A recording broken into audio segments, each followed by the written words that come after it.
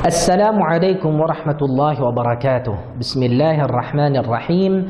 Alhamdulillahi rabbil alamin. Wassalatu wassalamu ala ashrafil anbiya'i wal mursalin, nabiyyina Muhammadin wa ala alihi wa ashabihi ajma'in. Amma ba'd, muli po namin kayong tinatanggap sa ating palatuntunang mga alituntunin sa Islam, kung saan ay pinag-uusapan natin ang iba't ibang mga katuruan at aral sa ating relihiyong Islam at sa ating pananampalataya. Patuloy pa rin nating tinatalakay ang patungkol sa kababaihan, kung ano ang mga hatol patungkol sa kanila, ang kanilang mga kaasalan sa ating relihiyong Islam, at kung ano ang mga kailangan nilang gawin bilang isang Muslima. Ngayon ay pag-uusapan natin ang patungkol sa ang tinatawag natin na regla at kung ano ang mga hatol patungkol dito. Una ay pag-usapan natin ang panahon at period ng pagreregla. Ang panahon ng regla. Ang karaniwang edad na mayroong regla ang isang babae ay nasa pagitan ng 12 taon hanggang 50 taon. Maaari ring nireregla na ang mga babae bago mag-12 taon o nireregla pa matapos mag-50 taon, depende sa kanyang kalagayan, sa kanyang kapaligiran at sa klima. Pangalawa, ang period ng regla. Walang takdang pinakakaunti o pinakamaraming bilang ng mga araw ang regla. Patungkol naman sa pagdurugo ng nagdadalang tao o ang tinatawag natin na nifas, karaniwang humihinto ang paglabas ng dugo sa isang babae kapag siya ay nagdadalang tao. Una, kapag nakakita ang nagdadalang tao ng dugo, 2 o 3 araw bago magsilang at may kasama pang pananakit ng tiyan o tinatawag natin na labor, ang dugong ito ay maituturing na nifas. Pangalawa, ngunit kapag nakakita ng dugo maraming araw o hindi kaya 2 o 3 araw bago magsilang, subalit walang kasamang pananakit ng tiyan o ang tinatawag natin na labor, ang dugong ito ay hindi nifas at hindi rin regla. Maliban kung ang kanyang regla ay dati ng tuloy-tuloy na hindi napapahinto ng pagbubuntis, sapagkat kung gayon, ang dugong ito ay maituturing naman na regla. May iba't ibang mga abnormalidad naman sa pagreregla. Una ay patungkol sa bilang ng araw, maaari itong sobra o di kaya ay kulang naman. Halimbawa, kung ang regular na period ng regla o menstrual period ng babae ay 6 na araw at nagpatuloy ang paglabas ng dugo sa ika-7 araw, ito ay sobra. O kung ang kanyang regular na menstrual period ay 7 araw, ngunit huminto ang paglabas ng dugo pagdating ng ika-6 na araw, ito naman ay maituturing na kulang. Pangalawang abnormalidad ay patungkol sa pagdating. Maaari itong masyadong maaga o di kaya ay huli. Halimbawa, kung karaniwang dumarating ang unang araw ng regla tuwing ika-28 araw at biglang dumating halimbawa sa ika-26, ito ay maituturing na maaga. O kung dumating halimbawa sa ika-30 araw, ito naman ay huli. Oras na makita ang dugo, siya ay nireregla na. At oras na huminto ang pagdurugo, siya ay tapos nang magregla. Sumobra man o kumulang ang period ng kanyang regla o mapaaga man o mapahuli ang pagdating nito. Patungkol naman sa abnormalidad sa kulay, maaari itong kulay dilaw o di kaya ay kulay putik o putik. Kapag nakita na ang dugo ay manilaw-nilaw na parang nana o kulay putik, nasa pagitan ng kulay dilaw at kulay itim, at kung ito ay nakita sa loob ng period ng regla o karugtong ng period ng regla bago tuluyang huminto ang pagreregla, ito ay regla na nasasaklawan ng mga alituntunin sa regla. Kapag naman nakakita ng manilaw-nilaw na dugo matapos na huminto ang pagreregla, hindi na ito maituturing na regla. Pang-apat na abnormalidad ay ang paghinto-hinto ng regla. Halimbawa, sa isang araw ay makakakita ng dugo, sa susunod naman na araw ay walang makikita, at sa susunod pang araw ay mayroon na naman. Ang ganitong pagreregla ay may dalawang kalagayan. Una, na ang paghihinto ng regla ay palaging nangyayari sa isang babae sa lahat ng araw. Ito ay dugo ng istihaba. Nasasaklawan ng alituntunin sa istihaba ang sinumang mayroon nito. Pangalawa, na hindi patuloy na nangyayari sa isang babae. Dumarating lamang ito sa ibang araw at pagkatapos niyon ay mayroon siyang araw na talagang humihinto ang regla. Ang paghinto ng pagdurugo, kung mababa sa isang araw o 24 na oras, ay hindi tunay na paghinto ng regla. Kaya alinsunod dito, ang paghinto ng daloy dugo ay kailangang hindi bababa sa isang araw o 24 na oras upang maituring ito na talagang paghinto na regla.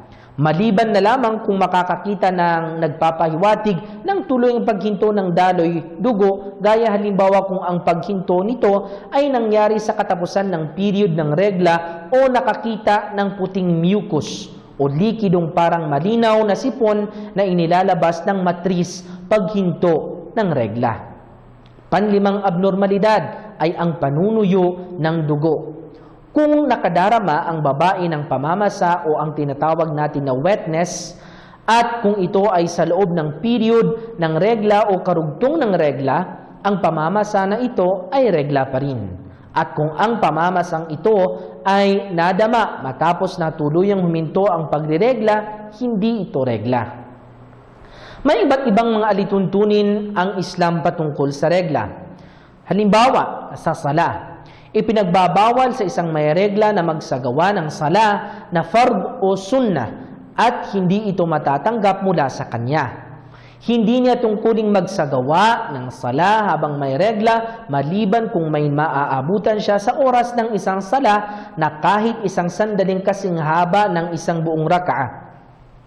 Naabutan man niya ang sala sa simula ng oras nito o katapusan ng oras nito. Ang halimbawa ng naabutan ng oras ng sala ay sa simula ay ganito.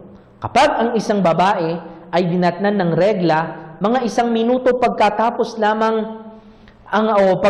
lumubog ng araw, kailangang magsagawa siya ng qada para sa sala ng maghrib pagkatapos ng regla at pagkatapos makapagpaligo dahil may naabutang humigit kumulang sa 1 minuto sa oras ng sala na ito bago siya dinatnan ng regla. Ang halimbawa naman ng naabutan sa katapusan ang oras ng sala ay ganito. Kapag huminto ang regla ng isang babae, mga 1 minuto bago sumikat ang araw, kailangang magsagawa siya ng qada para sa sala ng fajr pagkatapos ng regla at pagkatapos makapaligo dahil may naabutan siyang humigit kumulang sa 1 minuto sa oras ng sala na ito nang huminto ang kanyang regla.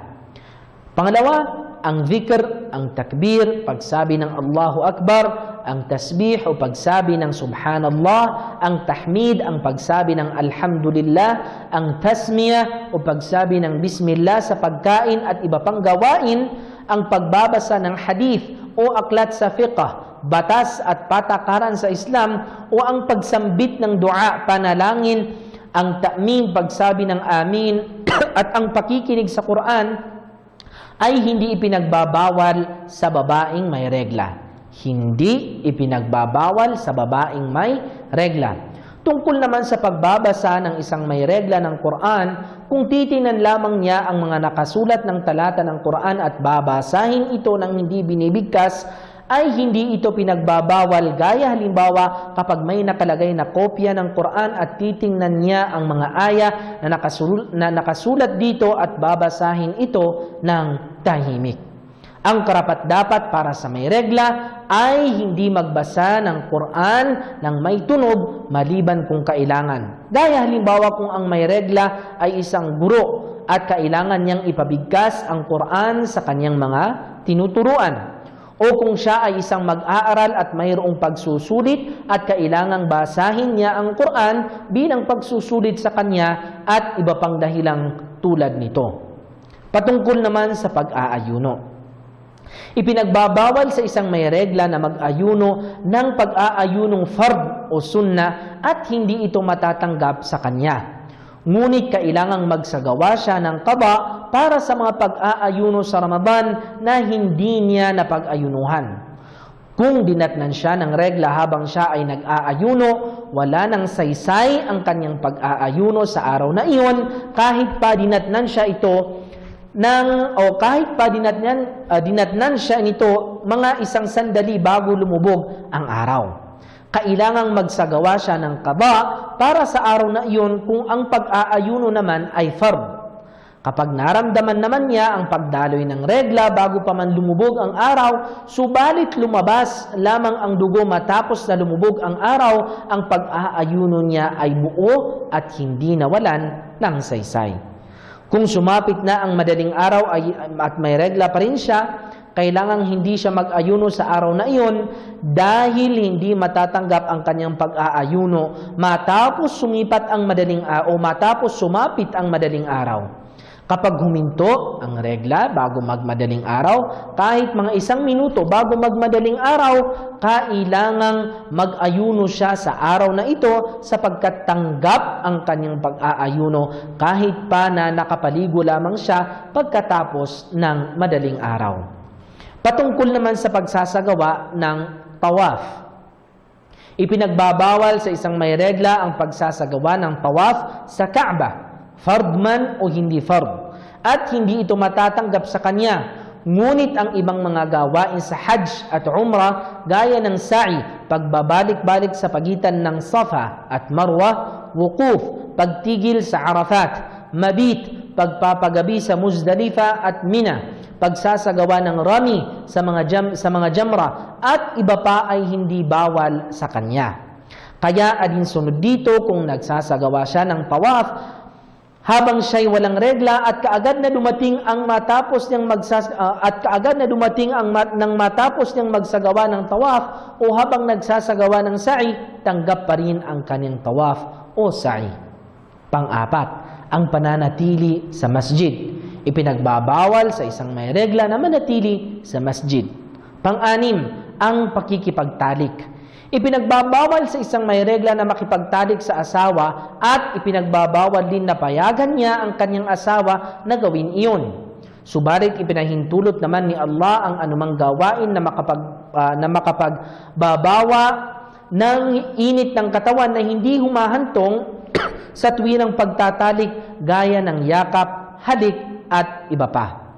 Pang-anim, ang diborsyo o talak. Ipinagbabawal sa isang lalaki na diborsyohin niya ang kanyang may bahay sa panahon ng pagreregla nito. Kung diniborsyo niya ito habang may regla ito, sinuwaynan niya si Allah at ang sugo sallallahu alaihi wasallam at nakagawa siya ng isang ipinagbabawal. Kaya sa sandaling iyon ay kailangang balikan niya ang may bahay niya at panatilihin ito sa piling niya hanggang sa matapos ang regla nito at sa kanya diborsyohin ito kung nais niya. Ngunit ang lalong karapat-dapat ay hayaan muna niya itong magregla sa ikalawang pagkakataon at kapag nagtapos na ang regla nito ay pananatilihin niya ito sa piling niya kung nais niya diborsyohin ito o kung nais niya rin. Pangpito ay ang paligo o ghusl. Kailangang maligo ang isang babae kapag huminto na ang regla niya. Hindi na niya kailangang kalagin sa pagkatilintas ang kanyang buhok, maliban kung napakahigpit ang pagkakatali at baka hindi na makarating ang tubig sa anik ng ulo. Kapag huminto ang kanyang regla sa oras ng sala, kailangang magmadali siyang maligo upang maabutan niya ang pagsasagawa ng sala sa oras nito. Kung siya naman ay naglalakbay at wala siyang makitang tubig o kung may tubig man ay nangangamba siya na baka makasama sa kanya o makasama sa kanya ang paggamit ng tubig o kung siya ay may sakit na makasasama ang paggamit ng tubig, magsasagawa na lamang siya ng tayammum sa halip na maligo at kapag nawala na ang hadlang sa paligo ay saka siya maliligo. Naway may natutunan tayo sa kabanatang ito. Wassalamu alaikum wa rahmatullahi wa barakatuh.